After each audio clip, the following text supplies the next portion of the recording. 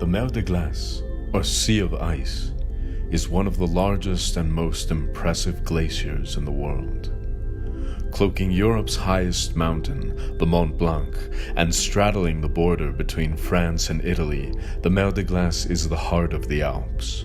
It covers an area of 30 kilometers and at its deepest point is so thick that a skyscraper could comfortably fit inside it. These statistics, however, do nothing to convey what it is to actually see this vast expanse of ice, its immensity and its majesty. And yet, like so many glaciers around the world, the Mer de Glace is in danger. Donc entre 1850 et aujourd'hui, le glacier a perdu à peu près 20% de sa surface et en retrait de 3 km. Donc c'est un volume d'eau qui est déjà énorme, qui a déjà été redistribué vers l'aval et qui a fini sa course en mer Méditerranée pour contribuer à sa hauteur à l'élévation globale des niveaux marins. Bon, ces glaciers ils se retirent d'année en année, ça c'est indéniable, c'est documenté, et nous on le vit au quotidien.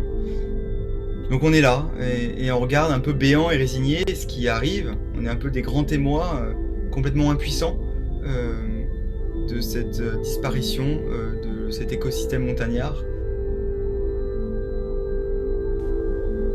The European Tribunal in Defense of Aquatic Ecosystems heard the case of the Mer de Glace and concluded that while it is threatened by rising global temperatures, greenhouse gas emissions, and the failure of the French and Italian governments to protect it, there are concrete measures that can be taken to save Europe's most important glacier.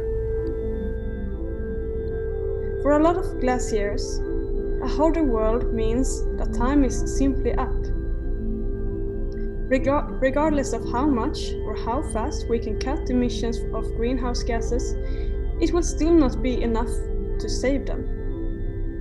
However, this is not the case for the Sea of Ice, La Mer de Glace. The Sea of Ice represents hope and great motivation that our actions today will matter and make a difference for tomorrow.